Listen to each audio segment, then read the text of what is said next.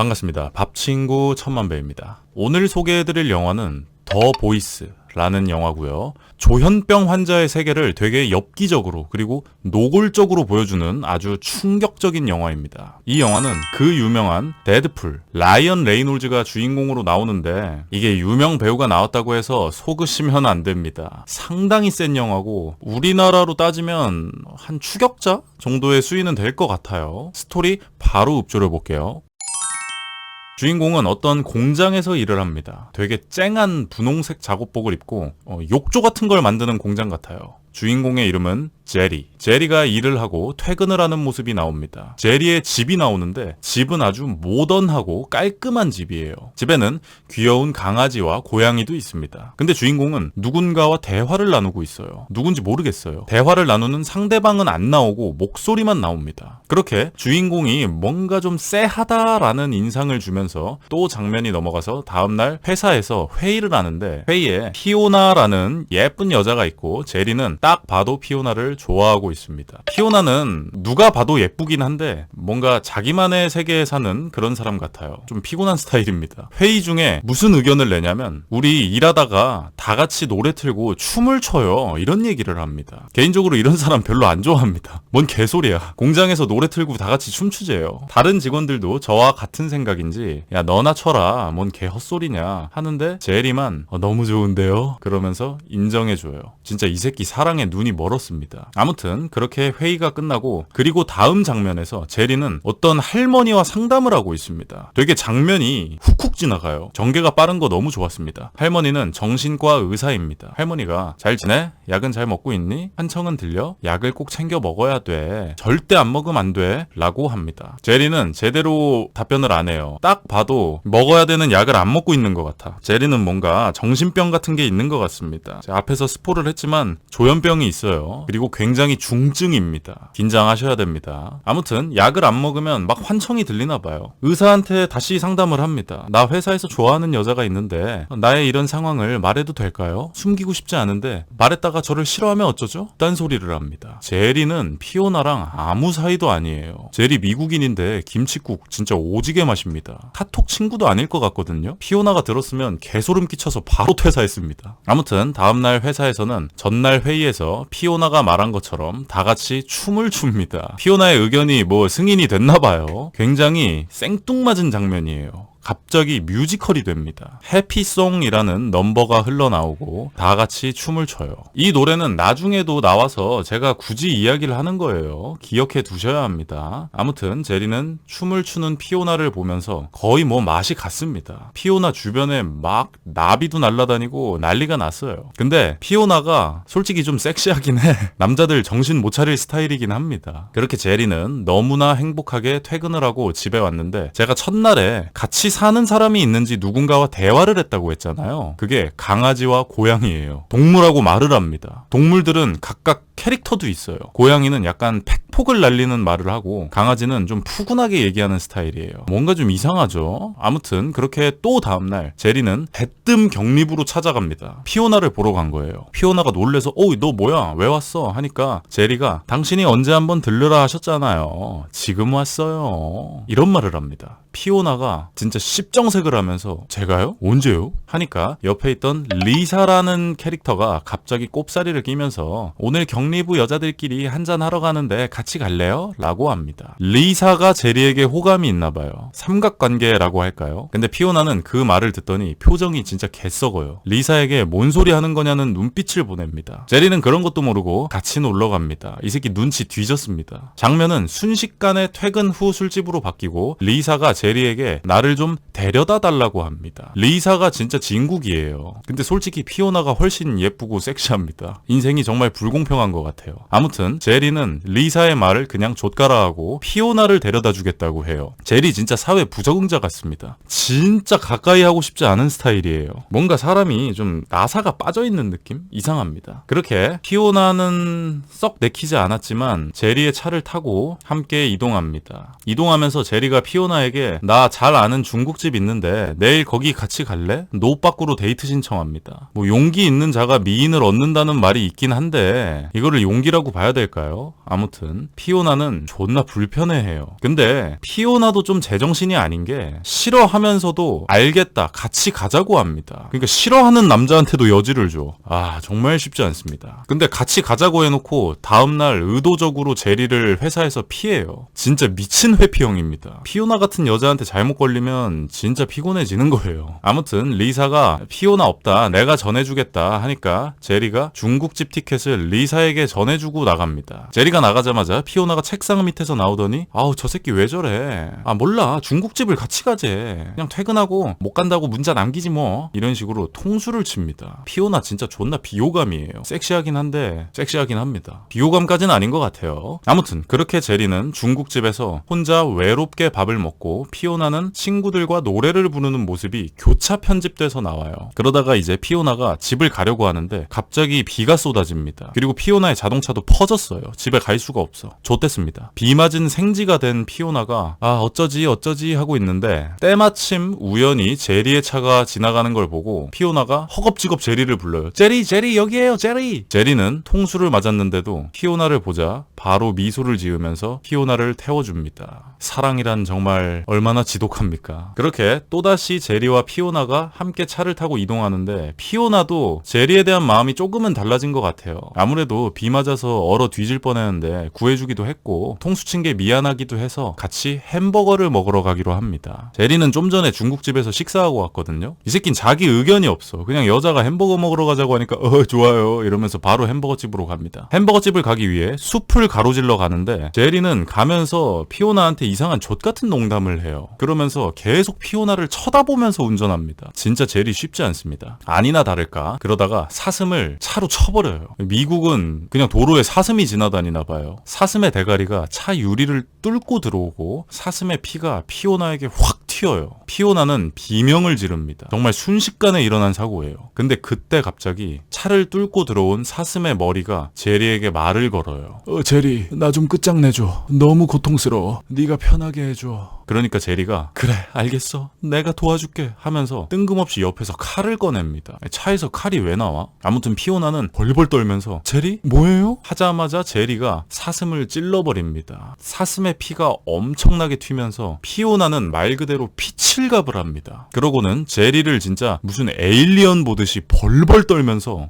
차문을 열고 도망쳐요. 이건 나 같아도 도망칩니다. 이 새끼 또라이다 하면서. 아무튼 제리는 왜인지 모르겠는데 칼을 들고 쫓아갑니다. 피오나 오해예요. 사슴이 원한 거예요. 하면서 칼을 들고 쫓아가요. 갑자기 미국 공포영화로 순식간에 장르가 변경됩니다. 피오나는 도망치다가 돌부리에 걸려 넘어져요. 그리고 제리도 피오나가 걸린 돌부리에 똑같이 걸려 넘어지면서 실수로 피오나를 찔러버려요. 넘어지면서 어이쿠 푹 이렇게 되는 거죠. 그리고 제리는 이 새끼 내가 볼 땐 일부러 이런 게 실수로 찌른 칼을 바로 뽑아버립니다. 이게 몸에 뭔가 이렇게 흉기 같은 게 박히면 뽑으면 안 되거든요. 바로 뽑아버려. 피오나는 엄청나게 고통스러워합니다. 그거를 보던 제리가 미안해요 피오나 많이 아프죠? 제가 편하게 해줄게요. 정말 미안해요. 사랑해요. 그러더니 피오나까지 끝장을 냅니다. 칼 안 뽑았으면 살 수 있었어. 이 장면이 진짜 존나 기괴한 게 한 번만 찌르는 게 아니라 계속 미안해요 이러면서 계속 찔러요. 피오나는 그대로 사망합니다. 그리고 제리는 갑자기 알 수 없는 섬뜩한 미소를 짓습니다. 그리고는 후다닥 집에 들어와서 샤워를 해요. 옆에서 강아지와 고양이가 말을 걸어요. 야 무슨 일이야? 너 꼴이 왜 그래? 제리는 솔직히 말합니다. 얘기를 들은 강아지는 자수하라고 해요. 그러자 고양이가 얘기합니다. 야 이 병신아, 너 자수하면 문신 양아치들 있는 감옥에 갇혀서 최소 15년은 그 녀석들한테 이거 당한다. 좆가는 소리 하지 말고 시체나 빨리 가서 해수해와. 그거 들키면 너 바로 잡혀가. 하니까 제리가 고양이의 말을 듣기로 합니다. 근데 여기서 진짜 이해가 안 가는 게 곧장 가지 않고 다음날에 갑니다. 이게 말이 돼? 아무튼 피오나는 그 자리에 그대로 있는데 여기서도 이상한 게 피오나가 깨끗해요. 분명 어제 피칠갑을 한 상태였는데 상처 하나 없이 너무나 아름답게 누워 있습니다. 마치 동화에 나오는 공주 같아요. 제리는 그런 피오나를 들쳐업고 집으로 돌아갑니다. 제리는 집에 와서 피오나의 시체를 여기가 이 영화에서 좀 쉽지 않은 부분인데 제리는 집에 오자마자 피오나의 시체를 이렇게 잘라요. 그런 다음에 락앤락통 통 있잖아요. 그런 거를 수십 개를 가져와서 거기에 소분을 합니다. 무슨 맛집 사장님이 장사 시작하기 전에 재료들 소분해 놓는 거 마냥 손님한테 바로바로 줘야 되니까 그런 거 마냥 피오나를 다 소분해 놔요. 그리고는 피오나의 머리를 냉장고에 넣어요. 와... 진짜 완전 미친놈입니다. 피오나 개불쌍해요. 제가 아까 피오나 욕했는데 사과하고 싶습니다. 아무튼 그렇게 다음날 제리는 또 상담을 받고 있습니다. 할머니는 계속 제리가 먹는다는 약에 집착합니다. 반드시 약을 먹어야 된다. 너 약 안 먹으면 큰일 난다. 집착해요.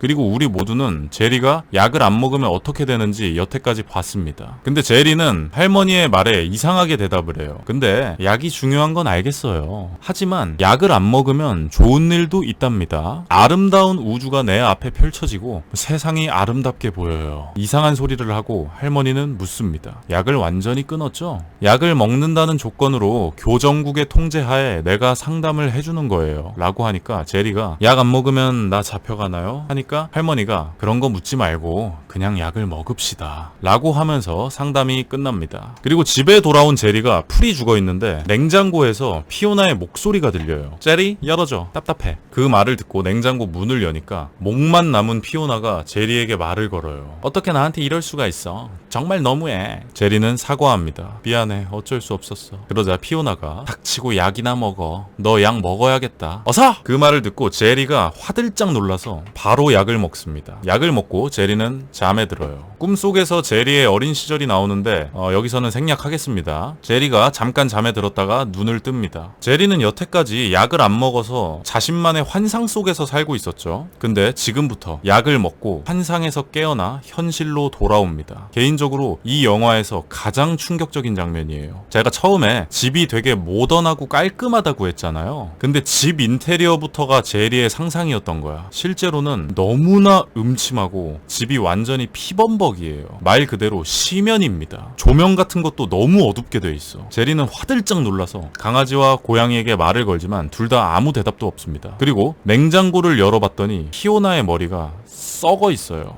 아까 말을 걸 때는 되게 혈색도 좋고 엄청 예쁘게 머리만 덩그러니 있었거든요. 지금은 정말 끔찍하게 머리가 냉장고에 들어있습니다.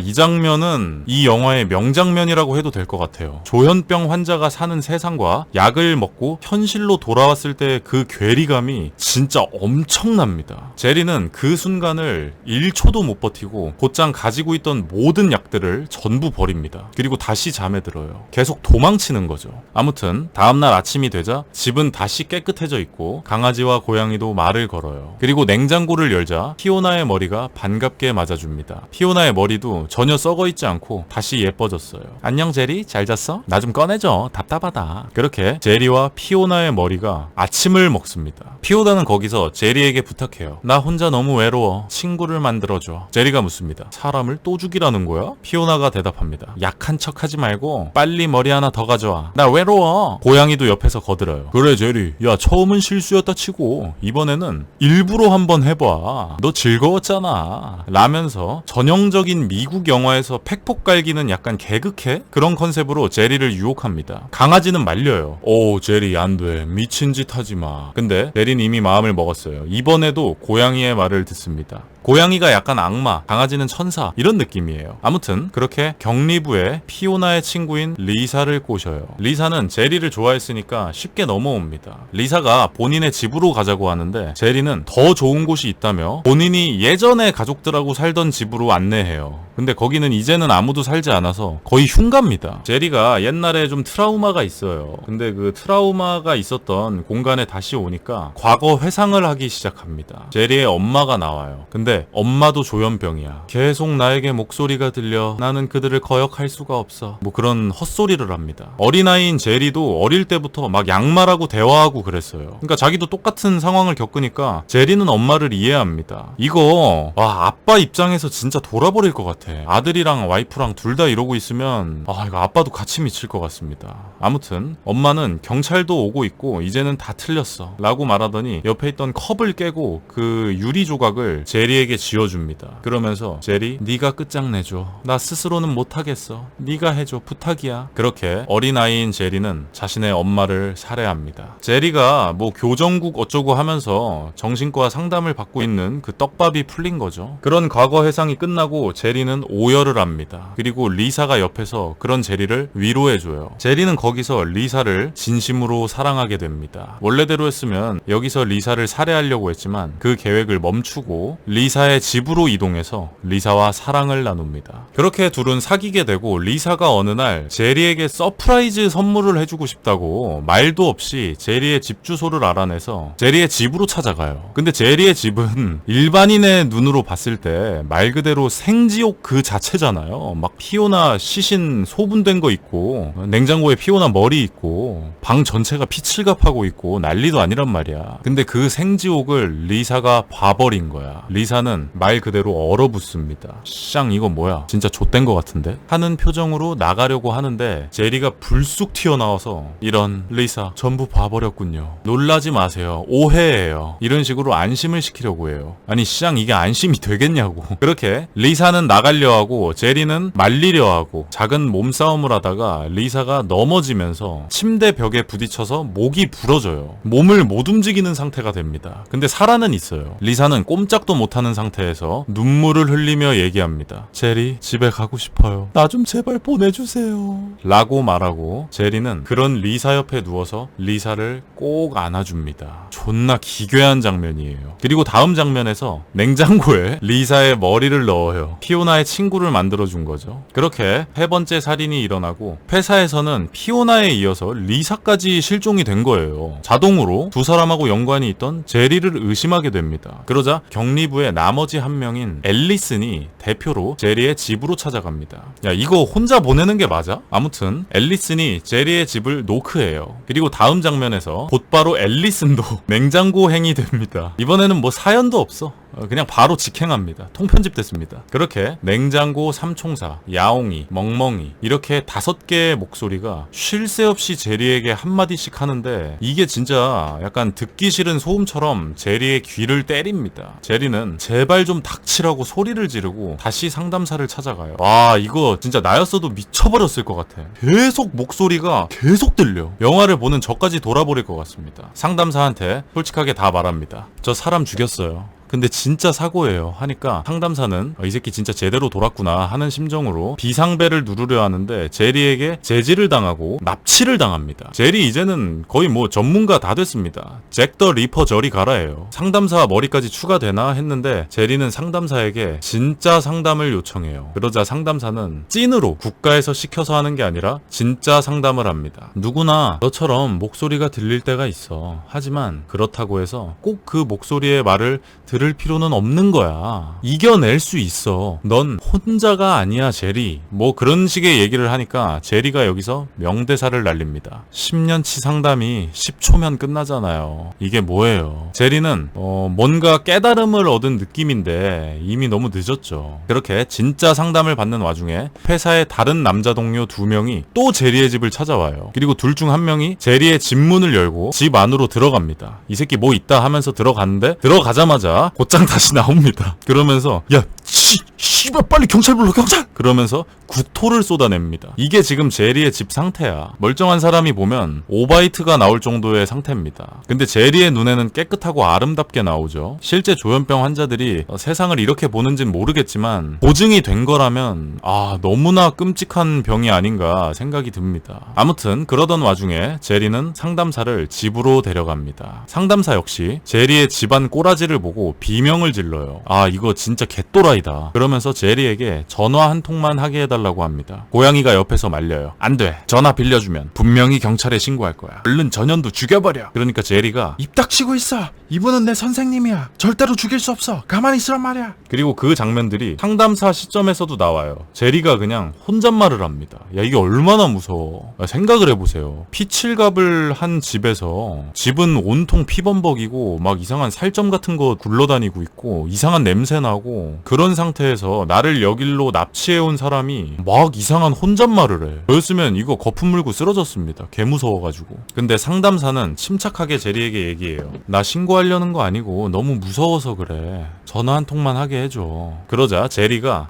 혼자여서 무서운 거라면 제가 친구를 드릴게요. 그러더니 빠꾸 없이 냉장고에서 피오나 머리를 그냥 앞에다 툭 하고 갑니다. 이 친구랑 같이 있으면 안 무서울 거예요. 쉽지 않습니다. 상담사는 피오나의 머리를 보고 비명을 또 한 번 지릅니다. 나였으면 여기서 이미 그냥 기절했습니다. 아무튼 그 사이에 회사 사람들이 부른 경찰들이 들이닥칩니다. 그걸 눈치챈 제리가 상담사의 이마에 뽀뽀를 해주고 너에게 아무 짓도 안 한다. 걱정 마라 하더니 지하를 통해서 뒷문으로 도망을 치려고 합니다. 근데 지하를 사다리 타고 내려가는 길에 가스 밸브 같은 걸 발로 건드려서 가스가 새기 시작해요. 경찰들은 이미 뭐 그런 살인 증거 같은 걸 다 확인하고 왔기 때문에 소총을 든 특공대가 출동합니다. 경찰들이 상담사를 구출해내고 제리가 들어간 지하 구멍을 따라 내려가려고 하는데 그때 가스 밸브에 스파크가 튀면서 폭발이 일어나고 집에 불이 나요. 제리는 어차피 결국엔 걸리겠지만 당장은 도망갈 각이 나옵니다. 그때 고양이가 말해요. 얼른 튀어 병신아. 잡히면 너 좆대. 도망간 다음 존나 큰 냉장고 하나 사가지고 컬렉션을 만들자. 이딴 소리를 하고 강아지는 아니야 제리 그냥 어디 가지 말고 여기서 뒤져버려. 너는 살아나가봤자 하등 쓸모없는 존재야. 그냥 뒤져 제리. 이렇게 정말 충신으로서의 조언을 합니다. 제리는 항상 고양이의 말을 듣고 살인을 반복했지만 마지막은 강아지의 말을 듣고 그렇게 연기 속에서 질식해 사망합니다. 근데 갑자기 화면이 흰 배경으로 바뀌면서 제리가 파란색 양복을 입고 있고 죽었던 엄마와 아빠가 제리를 반겨줍니다. 그러면서 갑자기 굉장히 발랄한 부금이 깔려요. 제리가 묻습니다. 엄마, 아빠, 어떻게 된 거예요? 하니까 또 갑자기 레이사와 피오나, 앨리슨까지 냉장고 삼총사도 나와서 제리를 반겨줍니다. 제리, 반가워요. 오셨군요. 제리는 말합니다.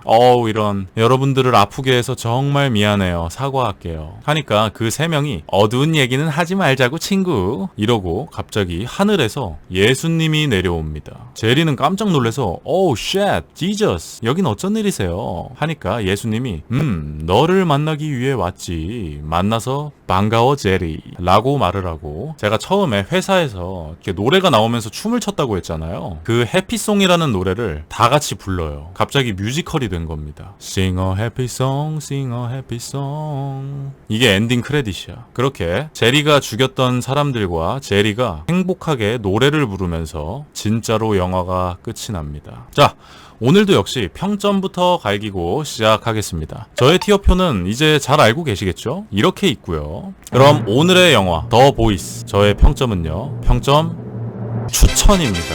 솔직히 이 영화는 제가 앞선 영화들에서 이게 너무 센 것들만 해가지고 제가 좀 이상해진 건진 모르겠는데 그냥 재밌게 봤어요. 저는 이거는 주변에 추천을 해도 될 정도라고 생각을 합니다. 개인적으로는요. 근데 영화가 진짜 기괴해요. 그리고 전반적으로 내용이 엄청 우울한데 영상에서는 그거를 되게 밝게 표현이 돼요. 주인공인 데드풀의 표정이나 제스처, 말투 이런 것도 무슨 코미디 영화에서 나올 법한 그런 연기를 합니다. 감독이 그렇게 시켰겠죠? 그러니까 주인공의 시각에서는 되게 장면들이 아름답고 푸릇푸릇한데 내용은 시체 소분, 모가지 세계와 대화 이런 것들이에요. 그러니까 실제 상황과 데드풀이 보는 세상과의 엄청난 괴리감이 느껴집니다. 관객들은 아는 거지. 쟤 진짜 완전 미친놈인데? 너무 말도 안 되는 끔찍한 상황인데? 생각이 들지만 시각적으로 보이는 장면들은 너무나 깔끔하고 평화롭게 묘사가 돼요. 거기서 오는 괴리감이 있고 그리고 중간쯤에 그 엄청난 괴리감을 제리가 약을 먹고 현실을 보게 되는 장면으로 관객들에게도 눈으로 확인을 시켜줍니다. 그동안 관객들이 머리로는 알고 있어. 쟤 지금 진짜 말도 안 되는 상황이다. 근데 시각적으로도 그게 확인이 되는 순간 진짜 우와 소리가 나옵니다. 이거는 진짜 매운맛인데? 그 장면은 진짜 충격적이에요. 제가 만든 티어표는 순전히 저의 개인적인 생각이란 거를 참고하셔야 합니다. 평소에 기괴한 거 잘 못 보시는 분들은 이 영화가 결코 수위가 약한 편이 아니에요. 야, 데드풀이 이런 영화를 찍었다고 싶을 정도로 소재 자체는 그냥 심연 밑바닥이고 약한 영화가 절대 아닙니다. 19금인 걸 감안하더라도 꽤 셉니다. 조현병이라는 게 어떤 루트로 걸리게 되는 건지는 제가 잘 모르겠는데 와 진짜 사람 미쳐버릴 것 같아요. 정말 쉽지 않은 영화였지만 저는 굉장히 흥미롭게 봤고 주변에 이런 거 잘 보는 친구들에겐 추천도 해줄 것 같아요. 하쿠토 같은 영화는 주위에 추천하면 그 사람을 영원히 잃게 되거든요. 이거는 그 정도는 절대 아닙니다. 재밌게 봤고요. 저는 다음에 더 좋은 영상으로 찾아뵙겠습니다. 감사합니다.